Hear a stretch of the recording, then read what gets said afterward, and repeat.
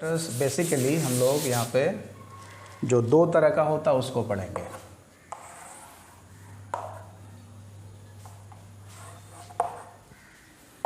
एक कहलाता है स्केलर प्रोडक्ट, स्केलर, और it is also called dot product.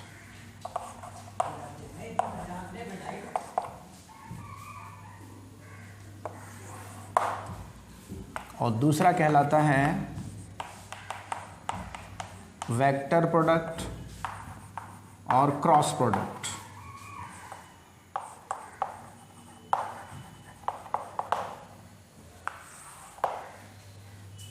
एक है स्केलर प्रोडक्ट, दूसरा है वेक्टर प्रोडक्ट। मतलब अभी तक हम लोगों ने देखा था कि वेक्टर्स को कैसे ऐड करते हैं, सब्ट्रैक्ट कर सकते हैं, है ना। अब इसका मल्टीप्लिकेशन, कि वेक्टर्स को आपस में कैसे मल्टीप्लाई किया जाता है। तो बेसिकली दो तरह से ये मल्टीप्लाई होते हैं। एक होता है जब वेक्टर को वेक्टर से मल्टीप्लाई करें। देखो, एक पहले बात तो समझ लो कि अगर किसी वेक्टर को अगर स्केलर से मल्टीप्लाई करेंगे, ठीक है ना, किसी भी वेक्टर को अगर स्केलर क्वांटिटी से मल्टीप्लाई करेंगे तो रिजल्ट क्या आएगा?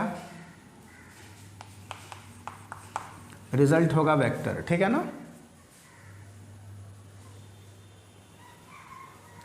किसी भी वेक्टर क्वांटिटी को स्केलर क्वांटिटी से मल्टीप्लाई करने पर क्या मिलता है?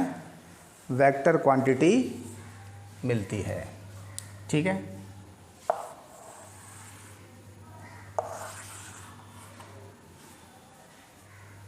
ओके, तो इसको तो ये तो बहुत ही सिंपल चीज़ है, लेकिन जो बेसिकली हम लोग को पढ़ना है वो स्केलर प्रोडक्ट और वेक्टर प्रोडक्ट।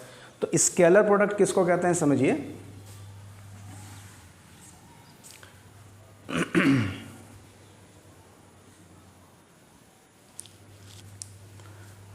जब किसी वेक्टर को मल्टीप्लाई करें किससे? वेक्टर से। वेक्टर को मल्टीप्लाई कर रहे हैं वेक्टर से, तो अगर रिजल्ट आता है स्केलर क्वांटिटी, दो तरह के केसेस इसमें मिलेंगे।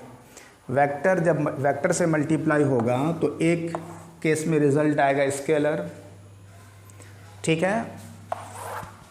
वहीं जब किसी वेक्टर को मल्टीप्लाई करेंगे वेक्टर से तो इस केस में रिजल्ट आता है वेक्टर क्वांटिटी, ठीक है। इसलिए दो तरह का मतलब इसमें प्रोसेस हो गया। एक तो वेक्टर जब वेक्टर से मल्टीप्लाई होगा तो स्केलर देगा, और दूसरे केस में वेक्टर जब वेक्टर से मल्टीप्लाई होगा तो वेक्टर क्वांटिटी देगा। तो इसलिए यहाँ पे नाम दोनों का इसीलिए अलग अलग रखा है। This is called scalar product, ठीक है ना। ये स्केलर प्रोडक्ट कहलाता है। और वेक्टर को वेक्टर से मल्टीप्लाई करने के बाद जो रिजल्ट आता है वो वेक्टर होता है, सो इसलिए इसको क्या बोलते हैं? वेक्टर प्रोडक्ट, ठीक है। अब देखिए, सपोज कर लें कि कोई वेक्टर है ए, सपोज करो एक वेक्टर है ए, एक और वेक्टर है बी, ठीक है। मान लो ए और बी दो वेक्टर्स हैं और दोनों के बीच कुछ ना कुछ एंगल ज़रूर होगा। तो इन दोनों को जब मल्टीप्लाई करते हैं तो यहाँ पे एक सिंबल लगाते हैं डॉट। ये सिंबल डॉट का क्या है? ये भी एक मल्टीप्लिकेशन का ही सिंबल है। So A dot B is called scalar product और डॉट प्रोडक्ट। और जो इसका रिजल्ट आता है वो रिजल्ट क्या आता है? रिजल्ट आता है magnitude of A into magnitude of B into cos theta. याद रखोगे इसको। A dot B is equal to क्या होता है? Magnitude of A into magnitude of B into cos theta. ये तो मैग्नीट्यूड है वेक्टर ए का, ये मैग्नीट्यूड है वेक्टर बी का, और थीटा क्या चीज़ है? ये एंगल है ए और बी के बीच का, है ना। जब भी कोई दो वेक्टर होगा तो उन दोनों के बीच का एंगल होगा ना, तो ये थीटा है, कॉस थीटा। तो ये हो गया इसका रिजल्ट। अच्छा, इस यहाँ पे देखो, सपोज करो वही वेक्टर ए है, उसको मल्टीप्लाई कर रहे हैं किससे? वेक्टर बी से। तो इस बार जो रिज़ल्ट आता है वो वेक्टर क्वांटिटी होती है, लेकिन यहाँ पे जो सिंबल लाते हैं हम लोग वो क्रॉस का सिंबल लाते हैं। ये है क्रॉस, ए क्रॉस बी, इसलिए उसका नाम है क्रॉस प्रोडक्ट। और क्रॉस प्रोडक्ट का जो रिज़ल्ट होता है वेक्टर क्वांटिटी होती है। सो ए क्रॉस बी, यहाँ पे जो वैल्यू आएगी वो होगा magnitude of A into magnitude of B. ध्यान से देखो, बहुत ही आसान है याद रखना, दोनों यहाँ तक तो कॉमन ही है, magnitude of A magnitude of B. यहाँ पे कॉस थीटा और वहाँ पे क्या होता है साइन थीटा। क्लियर है बिल्कुल। A dot B is equal to A B cos theta, A cross B is equal to A B sine theta. Clear है। अब देखिए एक चीज़ ध्यान से, ये क्या चीज़ है, ये मैग्नीट्यूड है, दैट मीन्स के scalar quantity. Magnitude of B है, ये भी स्केलर क्वांटिटी, और कॉस थीटा ये भी एक नंबर है। तो कुल मिलाकर यहाँ से यहाँ तक ये क्या है, स्केलर क्वांटिटी है, कोई नंबर मिलेगा। जब आप सॉल्व करोगे तो यहाँ पे कोई रिजल्ट जो आएगा वो कैसा आएगा, नंबर। ठीक है ना, कुछ भी हो सकता है। सो ये पूरा का पूरा जो है वो स्केलर है, स्केलर मिलेगा, मतलब डायरेक्शनलेस, मतलब ये कोई वैल्यू मिलेगा आपको। तो इसलिए ए डॉट बी का जो रिजल्ट होता है वो स्केलर होता है। अब देखिए यहाँ पर क्रॉस प्रोडक्ट में A cross B, magnitude of A into magnitude of B, ये भी स्केलर ये भी स्केलर, और ये साइन थीटा ये भी स्केलर ही है। यहाँ अभी तक तो ये सारा का सारा क्या है, स्केलर क्वांटिटी है ना। तो यहाँ से यहाँ तक ये स्केलर क्वांटिटी तो है, लेकिन ये डेफिनेशन क्या कहता है कि क्रॉस प्रोडक्ट का जो रिजल्ट है वो एक वेक्टर क्वांटिटी होती है। इसलिए इस स्केलर क्वांटिटी को अगर हम लोग यूनिट वेक्टर से मल्टीप्लाई कर दें तो ये बन जाएगा वेक्टर क्वांटिटी। समझ में आ रहा है। यूनिट वेक्टर का काम क्या था, याद है ना। Unit vector, actually unit vector जो होता है वो डायरेक्शन बताता है। ठीक है, तो यहाँ पे एक हम लोग यूनिट वेक्टर एन कैप, देखो एन कैप से मल्टीप्लाई करते हैं। एन कैप का काम क्या है, इस पूरी क्वांटिटी का डायरेक्शन बताना। एन कैप को मल्टीप्लाई करने से डायरेक्शन मैग्नीट्यूड में कोई फ़र्क नहीं पड़ेगा, बिकॉज इसका मैग्नीट्यूड तो 1 होता है। एन कैप का मैग्नीट्यूड 1 होता है, लेकिन उसके पास एक डायरेक्शन होती है। तो ये इसका जो भी डायरेक्शन होगा, इस पूरे क्वांटिटी का डायरेक्शन वही हो जाएगा। समझ में आ रहा है कुछ। Okay good. अब रही बात के एन कैप का डायरेक्शन किधर होगा, एन कैप का डायरेक्शन किधर होगा। ठीक है, इसके बारे में हम लोग थोड़ा सा पहले इसको देख लें, डॉट प्रोडक्ट को, फिर वहाँ पे जाएंगे।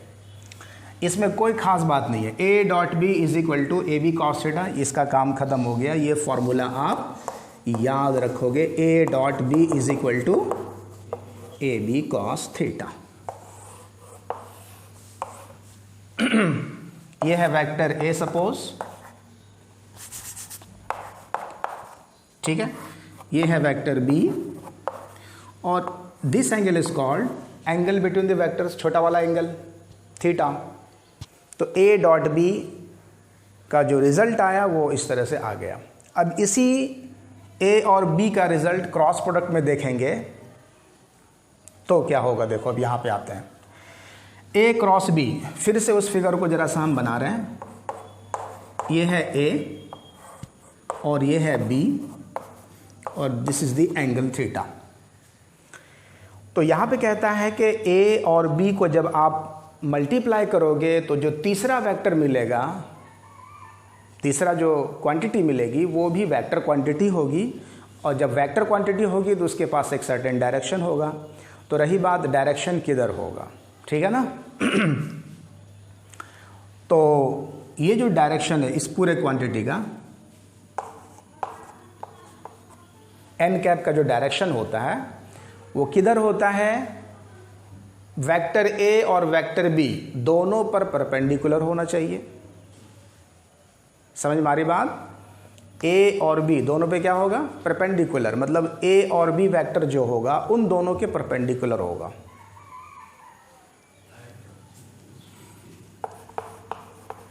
इसको आप लिख लो। परपेंडिकुलर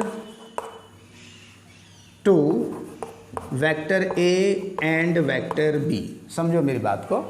सबसे पहला काम जो यहाँ पर हम लोगों ने देखा कि इस क्वांटिटी का जो डायरेक्शन होगा, मतलब ये जो रिज़ल्ट आया, इस पूरे रिज़ल्ट का डायरेक्शन, इस वेक्टर क्वांटिटी का जो डायरेक्शन होगा वो किधर होगा, ए और बी दोनों पर परपेंडिकुलर होगा। ठीक है।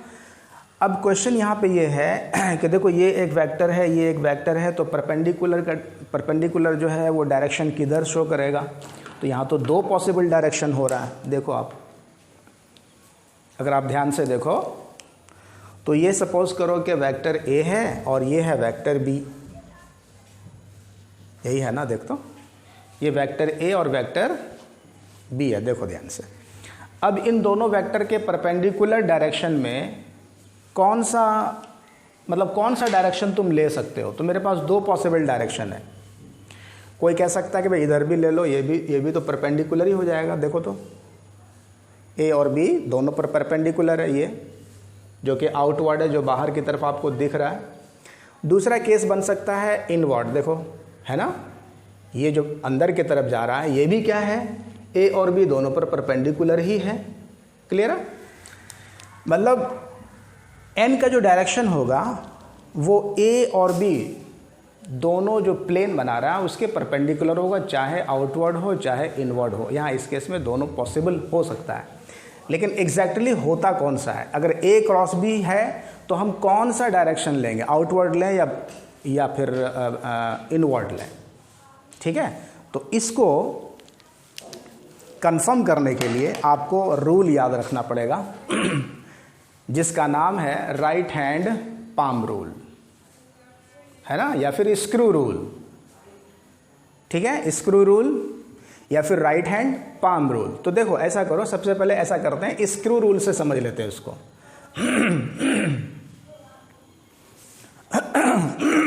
स्क्रू रूल देखो, चूंकि वेक्टर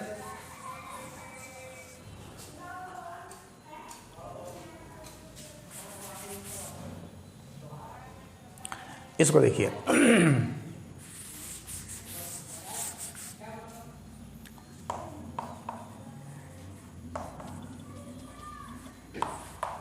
स्क्रू रूल।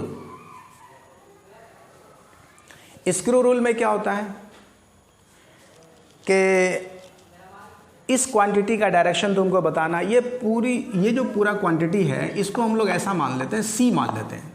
ठीक है ना, एक नया वेक्टर मिला C, A cross B is equal to C, और सी का जो वैल्यू होगा वो ये होगा। ठीक है, मेरी बात समझ रहे हो ना। ए और बी का जो रिजल्ट आया वो एक नया वेक्टर आ गया सी। अब आपको बताना है सी का डायरेक्शन। तो सी का एग्जैक्ट डायरेक्शन किस तरफ होगा, उसके लिए आप स्क्रू रूल यूज़ करोगे। अगर आपको पता हो, जैसे आप स्क्रू जब क्लॉकवाइज घुमाते हो, ठीक है ना, जैसे यहाँ पे आप स्क्रू रखो और उसको टाइट करो। जब आप टाइट करोगे तो क्या करते हैं, क्लॉकवाइज घुमाते हैं ना स्क्रू को, समझ रहे हो ना।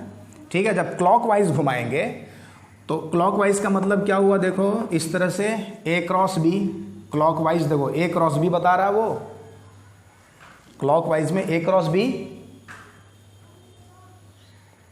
ओके, क्लॉकवाइज में ए क्रॉस बी बता रहा है, और ये जो स्क्रू है उसका डायरेक्शन किधर होगा, अंदर की तरफ जाएगा ना। जब आप टाइट करोगे तो अंदर जाएगा।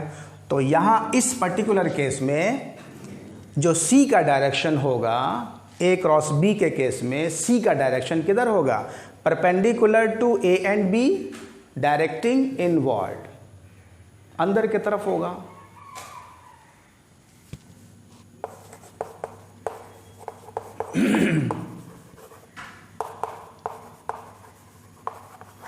कुछ समझ में आ रहा है। एन का जो डायरेक्शन होगा या सी का जो डायरेक्शन होगा वो किधर होगा, ए और बी दोनों के परपेंडिकुलर और अंदर की तरफ। यहां तक क्लियर है। अच्छा, इसी के perpendicular to A and B, directing inward.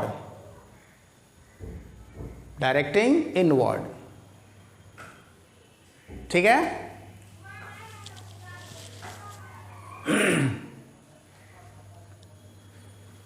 ठीक है, समझ में आया? ओके, फिर से समझाते हैं। चलो, अब अगर आपसे पूछा जाए B क्रॉस A, ध्यान से देखो, B क्रॉस A, अभी तक हम लोग क्या पढ़ रहे थे? A cross B। अब देखिए B क्रॉस A, अगर B क्रॉस A होगा तो क्या होगा? तो B क्रॉस A जब आपसे पूछा जाए तो वैल्यू क्या हो जाएगी? Magnitude of B into magnitude of A into sine theta. Theta तो वही रहेगा, एंगल बिटवीन द वेक्टर्स। और इस केस में जो n कैप का डायरेक्शन होगा वो किधर हो जाएगा? आउटवर्ड हो जाएगा। देखो, आप स्क्रू को यहां पे रखो, स्क्रू को, और इस बार उसको एंटी क्लॉकवाइज घुमाओगे तो खुलेगा ना। वो खुलने का मतलब क्या? बाहर निकलना, समझ? ठीक है ना? क्योंकि एंटी क्लॉकवाइज जब तुम घुमाओगे तो इस तरह का डायरेक्शन होगा ना, B cross A, anti clockwise. इस पॉइंट को आप समझ लो, B cross A anti clockwise, तो बाहर की तरफ वो इंडिकेट करेगा, बाहर की तरफ मतलब खुल रहा है वो। तो ये हो गया, ये जो डायरेक्शन है वो n के जस्ट अपोजिट है, तो आप यहाँ पे -n दे सकते हो, किसी भी वेक्टर का अपोजिट वेक्टर। यानी ये जो है ये क्या हो जाएगा? This must be equal to -c। क्या मेरी बात समझ में आ रही है? ओके?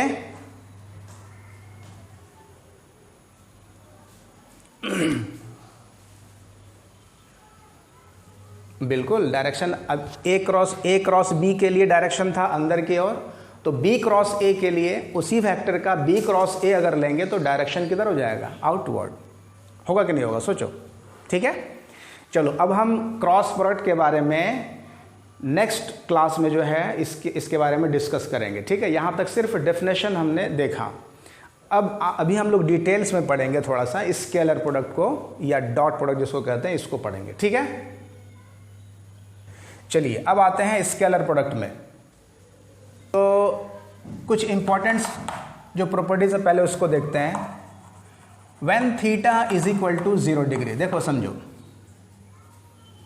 अगर थीटा 0 डिग्री है, इसका क्या मतलब हुआ? इसका मतलब ये हुआ कि वेक्टर A और वेक्टर B दोनों आपस में क्या है? पैरेलल। पैरेलल का मतलब समझते हो ना? दोनों सेम डायरेक्शन में है ना?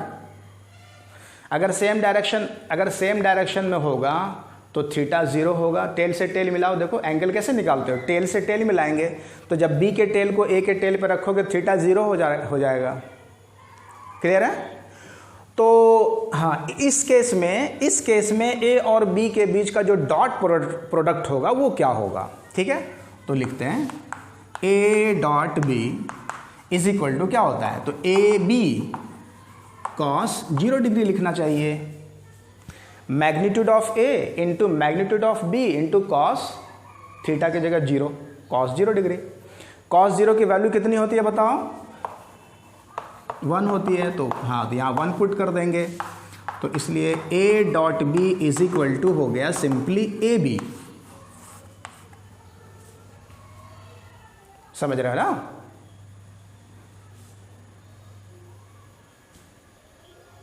क्लियर है? ऐसे सपोज करो ये एक फोर्स है जिसकी वैल्यू है 6 न्यूटन। ठीक है ना? ये फोर्स किसी ऑब्जेक्ट पे लगा और उस ऑब्जेक्ट को डिस्प्लेस कर दिया, मतलब उसको आगे बढ़ा दिया। सपोज करो उसका डिस्प्लेसमेंट हो गया, डिस्प्लेसमेंट वेक्टर है ये, जिसको हम लोग R से डिनोट कर रहे हैं। R इज इक्वल टू मान लो 4 मीटर। ठीक है ना? इस तरह से है। तो दोनों वेक्टर सेम डायरेक्शन में है, तो इन दोनों का डॉट प्रोडक्ट कितना होगा? 24। Very good. इसका डॉट प्रोडक्ट, हाँ देखो, अगर हम इसका डॉट प्रोडक्ट निकालना चाहें F डॉट R तो हो जाएगा 6 इंटू 4, जिसकी वैल्यू हो जाएगी 24 न्यूटन मीटर लिख सकते हैं यूनिट के साथ, है ना? 24 न्यूटन मीटर। तो देखो ये जो 24 है इसके पास तो कोई डायरेक्शन है नहीं, समझ रहे हैं ना? डॉट प्रोडक्ट में ये एक वैल्यू आ गई 24। ठीक है, ओके। चलिए अब आइए case 2। When theta is equal to 90 degree, अगर थीटा की वैल्यू 90 डिग्री है, इसका क्या मतलब हुआ? दोनों वेक्टर आपस में क्या हैं, एक दूसरे के परपेंडिकुलर, ठीक है ना। और ये बहुत ही इंपॉर्टेंट केस है, बहुत सारे न्यूमेरिकल्स यहाँ से आपको मिलेंगे कि ए और बी आपस में क्या है, परपेंडिकुलर। क्यों, इसलिए कि एक स्पेशल केस इसका मिलेगा। देखो क्या मिल रहा है, ए डॉट बी जो है इसका 0 आ जाएगा। सोचो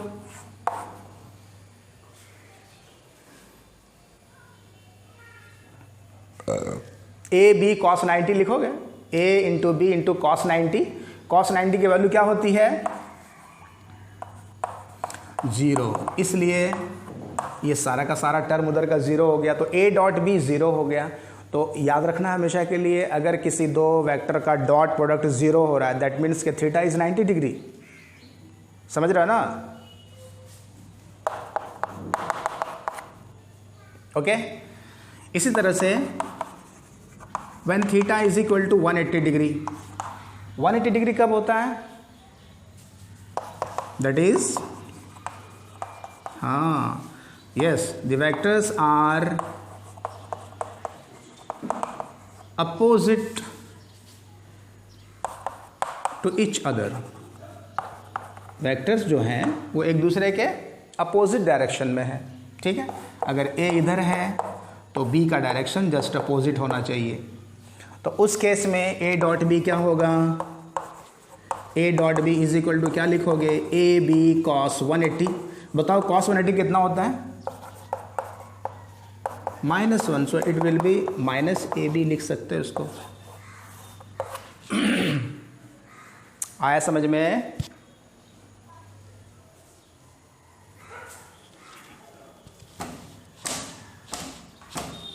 गुड।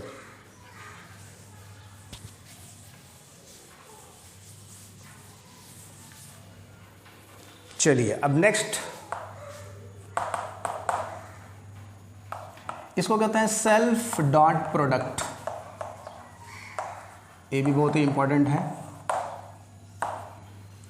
सेल्फ डॉट प्रोडक्ट का मतलब ये हुआ कि कोई सा वेक्टर खुद से ही अपना डॉट प्रोडक्ट कराए।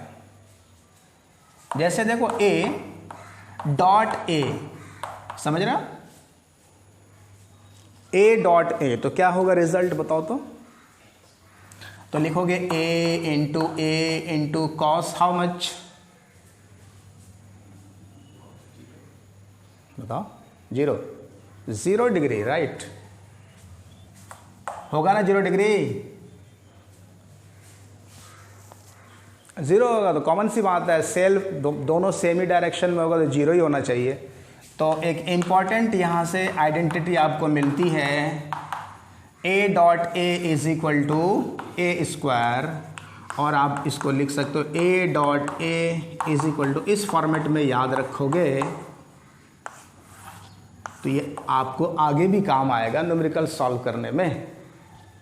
ए dot A is equal to क्या हो गया, ये मैग्नीट्यूड ही है ना, मॉड ऑफ वेक्टर है मतलब क्या, मैग्नीट्यूड, उसका स्क्वायर।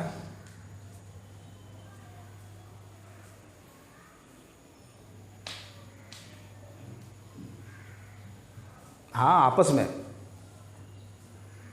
या उसी का जैसा सेम वेक्टर होना चाहिए, सेम, हाँ फोर्स है तो फोर्स है तो फोर्स और डायरेक्शन भी सेम, ओके।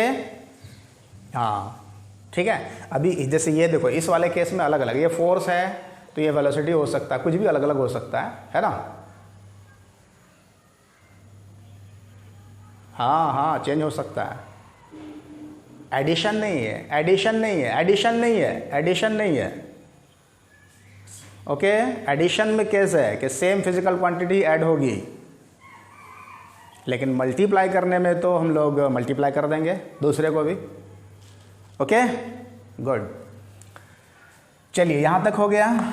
चलिए अब थोड़ा सा एक आध चीज़ और देख लेते हैं। जैसे स्टैंडर्ड यूनिट वेक्टर जो हम लोगों ने देखा था आई जे के, याद है ना, वो तो यूनिट वेक्टर्स हैं। चलो उसका डॉट प्रोडक्ट कराते हैं। आई डॉट आई क्या होगा जरा सा बताओ, आई डॉट आई, क्योंकि सब यूज़ होने वाला है आगे, इसलिए हम लोग इसको यहीं पे देख लेते हैं। आई डॉट आई क्या होगा, सोचो, देखो, हाँ ओके गुड। देखो इसमें आप यहाँ पे कैसे भूल कर रहे हो, आई क्या है, it is a unit vector, तो यहाँ पे जो आप रखते हो वो क्या रखते हो, मैग्नीट्यूड ऑफ वेक्टर रखते हो ना भाई। तो आई का मैग्नीट्यूड तो 1 है, फिर उसी आई का मैग्नीट्यूड 1 हुआ। नहीं समझ रहे हो? जैसे यहाँ देखो, यहाँ देखो, ये अभी तो तुरंत देखा आप लोगों ने, A dot A is equal to क्या लिखा, ए इंटू कॉस 0, बिल्कुल उसी फॉर्मेट पे है। आप ध्यान से देखो, आई डॉट आई, तो यहाँ पे आपको लिखना चाहिए मैग्नीट्यूड ऑफ वेक्टर आई, तो आई का मैग्नीट्यूड तो 1 होता है, इंटू आई इंटू कॉस कितना डिग्री होगा बताओ तो, 0 डिग्री। गुड। चूंकि आई और आई सेम डायरेक्शन में है, तो I dot I is equal to हो गया 1 इंटू कॉस 0। कॉस 0 की वैल्यू क्या होती है, 1। तो 1 इंटू 1 इज 1।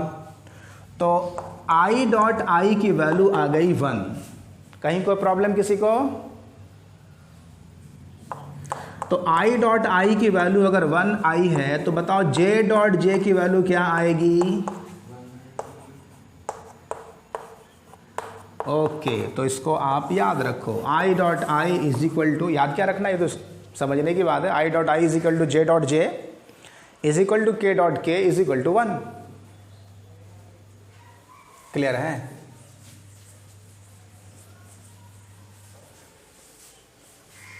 गुड। चलो नेक्स्ट देखते हैं हम लोग। अब जरा बताओ आई डॉट जे की वैल्यू क्या होने वाली है? हाँ, 0। गुड। अरे भाई 1 इंटू कॉस 90 होगा कि नहीं बताओ? कॉस 90, आई और जे मतलब क्या, एक्स वाई एक्सेस, तो आपस में ये म्यूचुअली परपेंडिकुलर होते हैं, तो cos 90 0। So I dot J is equal to 0। होगा कि नहीं होगा? Okay, good. तो I dot J is equal to J dot K is equal to K dot I, they all are equal to 0।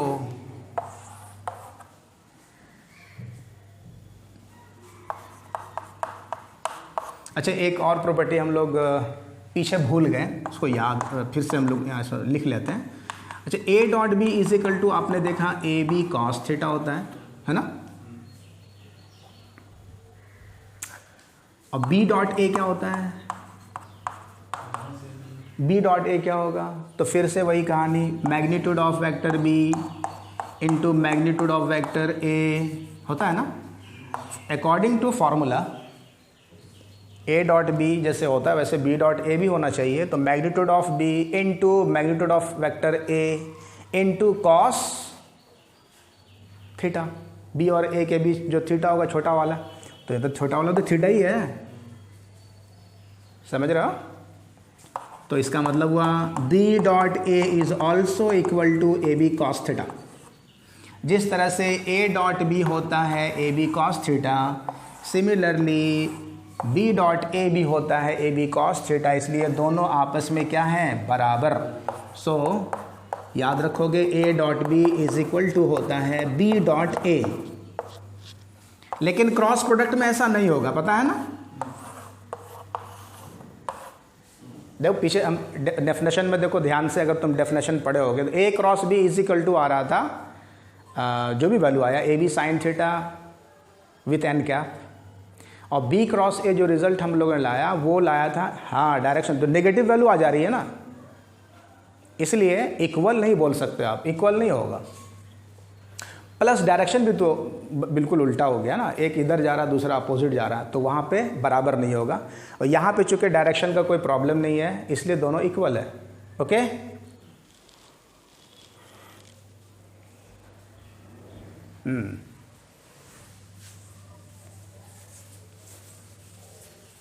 ठीक है। जब ऐसी बात है तो जैसे आई डॉट जे 0 हो गया, तो क्या जे डॉट आई भी 0 हो जाना चाहिए?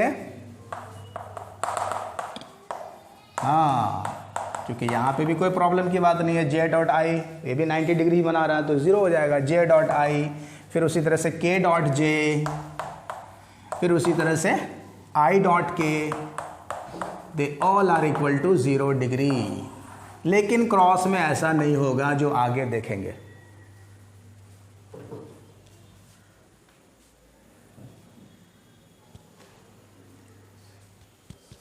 आया समझ में? हाँ चलिए, अब एक हेडिंग दीजिए। अब हम लोग डॉट प्रोडक्ट फाइंड करेंगे किसी भी मतलब दो वेक्टर का in terms of its components. X Y Z component में जो वैल्यू दी रहती है तो उसमें हम लोग डॉट प्रोडक्ट देखेंगे। Dot product of vectors in terms of its components.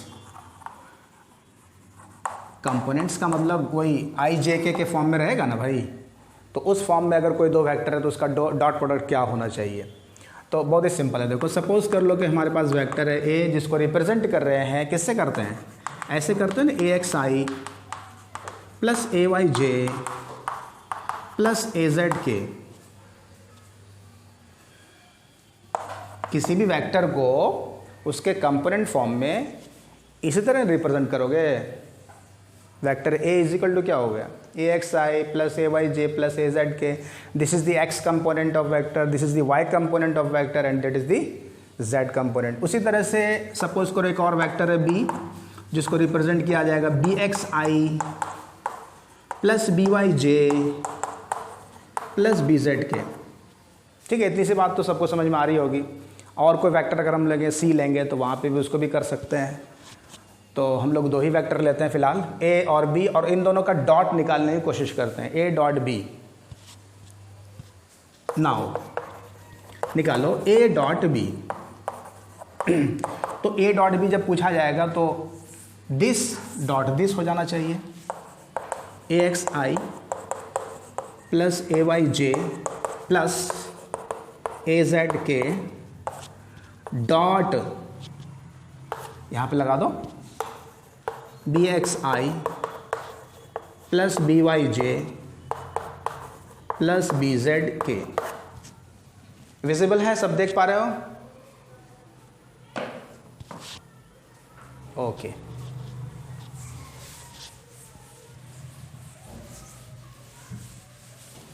अब कुछ नहीं है, सिंपली यहाँ पे मल्टीप्लाई कर दो, सिंपल अलजेब्रा की तरह से। यहाँ पे मतलब इसको मल्टीप्लाई कर दो, इसको इस पार्ट को पूरे से मल्टीप्लाई करना है, फिर इससे करना है, फिर इससे करना है ना? एक लेंदी सा इक्वेशन मिलेगा, एक बड़ा सा इक्वेशन मिलेगा, बट उससे घबराना नहीं, बहुत ही आसान है वो, बिल्कुल शॉर्ट हो जाएगा। देखो कैसे। सबसे पहले क्या करोगे? देखो ध्यान से, करना क्या है समझो। इस टर्म को मल्टीप्लाई करना है इन तीनों से एक बार, फिर इस टर्म को मल्टीप्लाई करना है उन तीनों से एक बार, फिर इस टर्म को मल्टीप्लाई करना है उससे। अरे सिंपल सा, जैसा मल्टीप्लाई करते हैं। तो देखो ए एक्स आई को बी एक्स आई से मल्टीप्लाई करेंगे तो तरीका क्या होगा? देखो अब ध्यान से देखो, एक टर्म को आप समझ लो, बाकी को समझना बहुत आसान है। ए एक्स आई को मल्टीप्लाई कर रहे हैं किससे? बी एक्स आई से। तो हम यहाँ पे दिखा रहे हैं, आप इसको देख लो। ए एक्स आई डॉट है, मल्टीप्लाई मतलब डॉट, ठीक है ना? डॉट को फॉलो करते हुए करना है। तो A X I dot B X I, इसी को ना मल्टीप्लाई करेंगे। सबसे पहला टर्म तो यही है। तो इसमें क्या करोगे? ये स्केलर है, ये भी स्केलर है कि नहीं है? ए एक्स और बी एक्स स्केलर है, तो इन दोनों को मल्टीप्लाई, मतलब ये तो मल्टीप्लाई होकर इस तरह से आप लिख सकते हो ए एक्स बी एक्स। लेकिन आई और आई ये तो वेक्टर क्वांटिटी है, इसलिए ये मल्टीप्लाई होगा अकॉर्डिंग टू रूल, मतलब डॉट प्रोडक्ट के हिसाब से। तो आपको लिखना चाहिए I dot I, A X B X into I dot I. समझ में आ रहा है?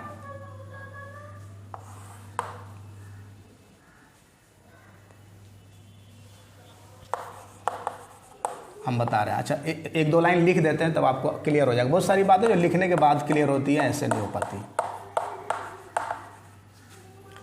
AXBY अब आपको क्लियर होगा, डोंट वरी।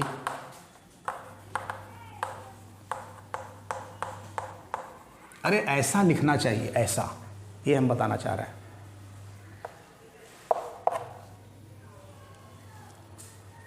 इसको मल्टीप्लाई किया इन तीनों से, क्लियर है? हाँ, अब उसके बाद क्या करोगे? अब इससे मल्टीप्लाई करो ना, फिर उन तीनों से सॉल्यूशन करोगे ना। इसको मल्टीप्लाई करो उन तीनों से डॉट के साथ। तो अब नेक्स्ट कहाँ पे? यहाँ पे? हाँ होगा। नहीं, ये इसमें इसलिए नहीं होगा क्योंकि ये दोनों तो स्केलर है। यहाँ पे राइट साइड, ओ यहाँ पे बता रहे हो? यहाँ पे यहाँ A डॉट बी तो फाइंड ही करना। एक फॉर्मूला तो तुमको मिल ही गया, A dot B is equal to AB cos theta, वो ठीक है अपने जगह पर। वो तो सिंपली उसके लिए है जब जो है कंपोनेंट फॉर्म में वेक्टर ना रहे। जैसे समझो, हम बीच में समझा रहे हैं, जैसे ठीक है, यहाँ से हम थोड़ा सा कट कर रहे हैं, देखो आप समझो। जैसे एक वेक्टर है तुम्हारे पास 5 न्यूटन, समझो, और एक और वेक्टर है, ये कोई दूसरा वेक्टर है सपोज करो, या सेम वेक्टर भी ले सकते हैं, 5 न्यूटन ही ले लिया या 15 न्यूटन ले लिया, ठीक है ना। और इन दोनों के बीच का एंगल है 30 डिग्री, ठीक है। तो ये तो सिंपली वेक्टर दिया हुआ, कंपोनेंट फॉर्म में नहीं दिया हुआ है। लेकिन अगर आपसे पूछे कि इन दोनों का डॉट निकालिए, तो ये तुम्हारे लिए A हो गया और ये इसको B मान सकते हो, या इसी को A मान लो, इसी को B मान लो, कोई कन्फ्यूज़न की बात नहीं है। ये हो गया तुम्हारा A, ये हो गया B और ये थीटा। तो A डॉट B कैसे निकालेंगे? A dot B is equal to simply 15 into 5 into cos 30 degree. तो ये फॉर्मूला वहाँ यूज़ हुआ जहाँ पर इस तरह से दिया रहे। लेकिन अगर कहीं पे वेक्टर आपको इस तरह से रिप्रेजेंट करके दिया है, मान लो अगर वही वेक्टर इस तरह से दिया रहता 2i plus 3j plus k, और b की वैल्यू दिया हुआ है i minus 2j plus 8k, इस फॉर्मेट में, कंपोनेंट फॉर्म में, तो यहाँ अगर तुमसे पूछा जाए a डॉट b निकालो, तो क्या ये फॉर्मूला यूज़ कर सकेंगे? a dot AB cos theta. समझ में आया? तो एक्चुअली हम लोग उसी के लिए फॉर्मूला डिराइव कर रहे हैं, A डॉट B का formula in terms of its components, वो डिराइव कर रहे हैं। आई बात समझ में? ओके, चलिए अब आगे बढ़ें जरा सा, इसको ख़त्म कर लेते हैं। तो पहला टर्म सबको क्लियर है, AXI से मल्टीप्लाई कर दिया उन तीनों को, फिर करो AYJ से मल्टीप्लाई तीनों को, तो AYBX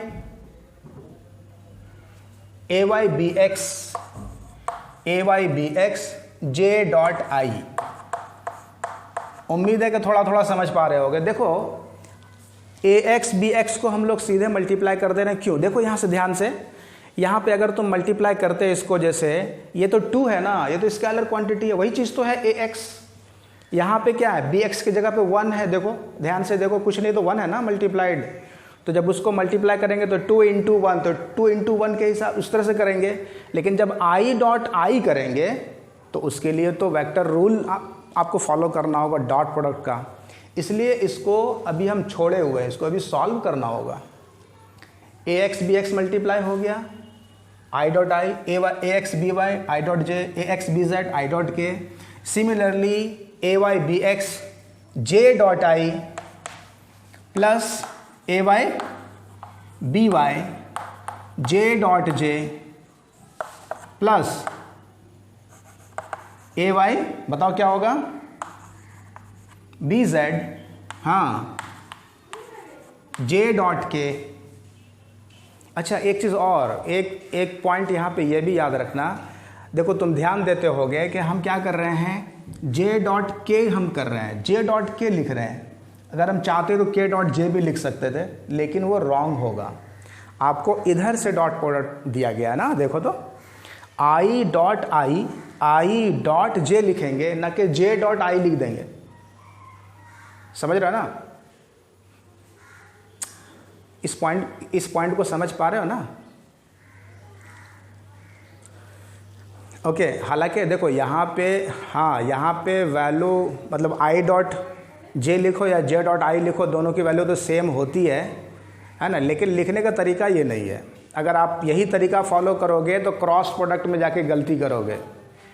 समझ रहे हैं ना? इसलिए यहाँ पे आपको मतलब एक जो ढंग है उसी तरह से करना चाहिए।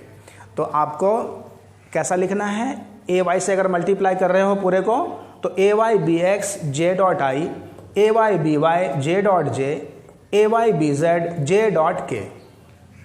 2 टर्म का क्लियर हो चुका है, अब तीसरा बचा हुआ है।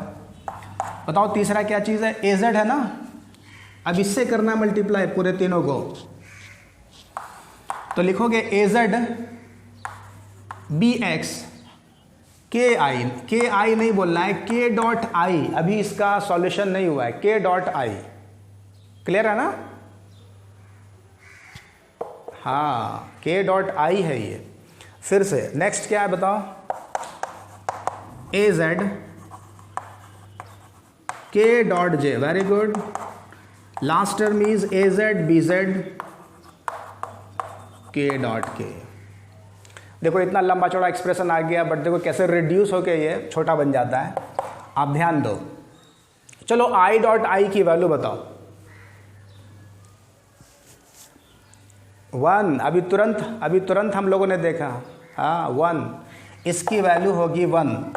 तो रिजल्ट आ गया ए एक्स बी एक्स। यहाँ पे 1 को मल्टीप्लाई करने की क्या ज़रूरत है, 1 तो 1 ही होता है। आई डॉट आई इज़ 1 है तो छोड़ दो इसको, तो ए एक्स बी एक्स रह गया। ओके नेक्स्ट, आई डॉट जे 0, पूरा टर्म हो गया 0। आई डॉट के ये भी स्वाहा हो गया। जे डॉट आई फिर से 0, जे डॉट जे इज 1,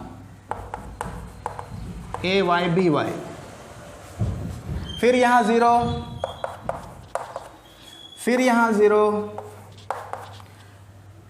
यहाँ भी 0, and the last one is A Z B Z, ये तो 1 होता है। तो आप देख रहे हो कितना 0 आ गया, सबको हटा दो। तो फाइनली तुम्हारे पास जो डॉट प्रोडक्ट का रिजल्ट आया वो क्या आया देखो, A dot B is equal to, आप लिखोगे A X B X plus A Y B Y plus A Z B Z. याद रखने में भी कोई प्रॉब्लम नहीं है। देखो तो 1-2 बार खाली रटोगे याद हो जाएगा। A dot B is equal to A X B X plus A Y B Y plus A Z B Z. हुआ कि नहीं हुआ? बहुत ही सिंपल फार्मूला, बहुत ही सिंपल फार्मूला है ये। ठीक है, अब जरा से इसको हम लोग ऑपरेट करते हैं, मतलब एक आध एग्जाम्पल से। ये आपको ब्लर आ रहा है,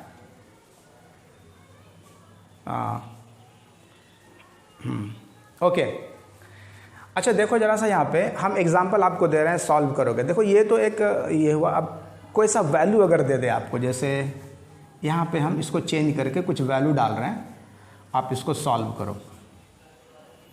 3i 2j 5k 5i 4j 9k। चलो जल्दी से बताओ what is a dot b। ये a की वैल्यू और b की वैल्यू कंपोनेंट के फॉर्म में दिया हुआ है। आपसे पूछा जा रहा है a डॉट b का वैल्यू क्या होगा, रिजल्ट क्या होगा। वेरी गुड, एकदम सिंपल है कि नहीं? देखो तो, अरे इन दोनों को मल्टीप्लाई करो, इन दोनों को करो, इन दोनों को करो और ऐड कर दो, ये तो सिंपल है।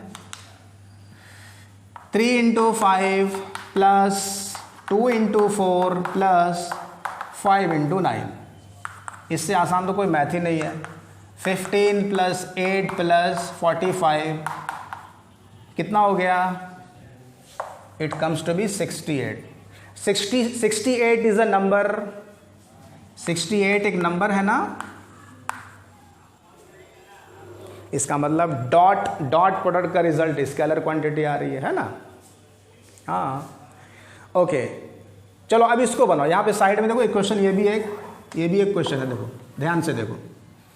अगर आपको ए गिवन है, हाँ तो इसीलिए तो दिए हुए हैं, इसीलिए तो इस एग्जाम्पल को लिए हैं। देखो माइनस है इसमें, तो अब क्या करोगे, पहले बना तो लो, पहले सॉल्व करो, जो भी गलत सलत जो भी आता है बनाओ ना।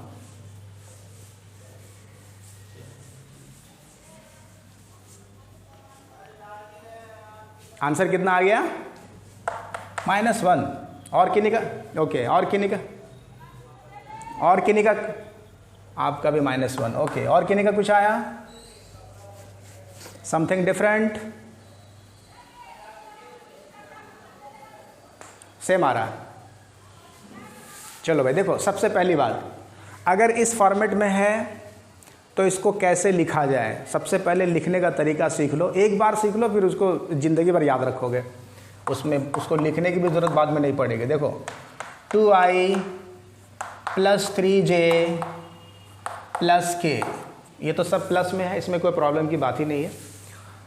अब रहा वेक्टर b, देखो वेक्टर b में क्या है, i है यहाँ पे, और क्या है -2j, लेकिन एक्चुअल जो हम लोगों ने रिलेशन पढ़ा हुआ उसमें सब जगह प्लस था, तो आप यहाँ पे प्लस लिखोगे। जैसे यहाँ प्लस डालोगे तो आपको यहाँ लिखना पड़ेगा -2j, क्या ऐसा लिखना चाहिए, ओके। अब +8k। अब आपका प्रॉब्लम सॉल्व हो चुका है। आप ध्यान से देखो, ax की वैल्यू है, अच्छा यहाँ पे आपको हम फिर से बता दे रहे हैं, इस वाले केस में ax की वैल्यू है 2, ay की वैल्यू है 3 और az की वैल्यू है 1। के यहाँ पे 1 है ना, कोफिशिएंट तो 1 है यहाँ पे। उसी तरह से इस वाले केस में bx की वैल्यू है 1 और by की वैल्यू कितनी है, -2। गुड, यही चीज़ याद रखोगे, ये मिस्टेक नहीं करना है। by की वैल्यू यहाँ पे -2 होगी और उसी तरह से bz यहाँ पे 8 है। अब मल्टीप्लाई कर दो, हाँ। सो a.b कितना हो जाएगा, 2 × 1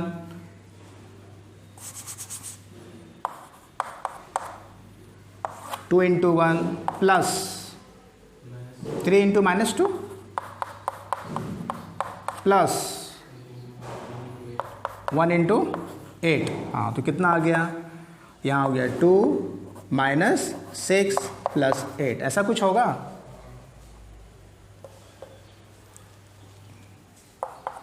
आंसर इज 4, आंसर इज 4, ठीक है।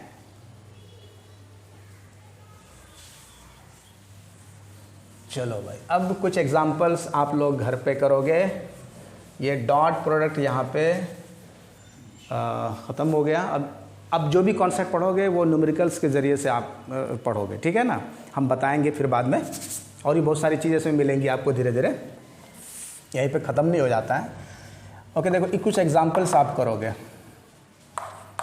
Find,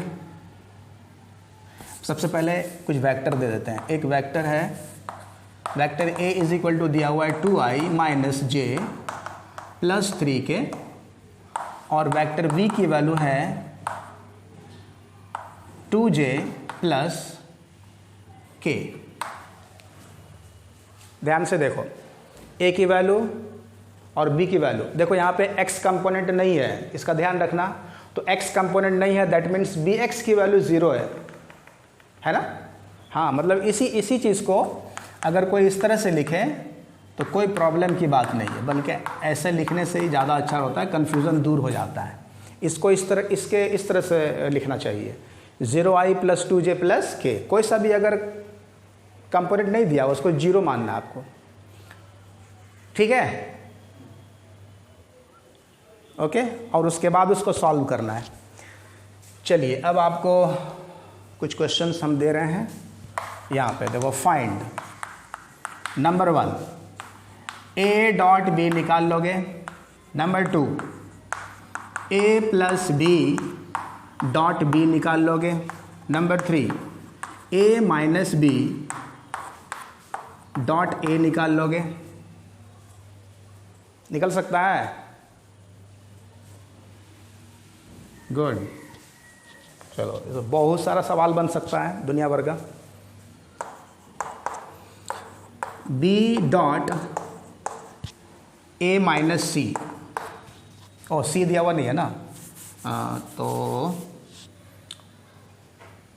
B dot A minus B. पांचवा सवाल, B minus A dot B.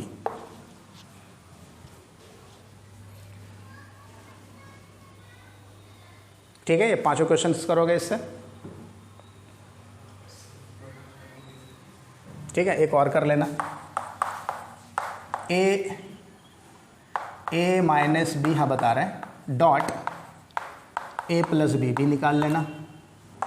सातवां सवाल, ए प्लस बी डॉट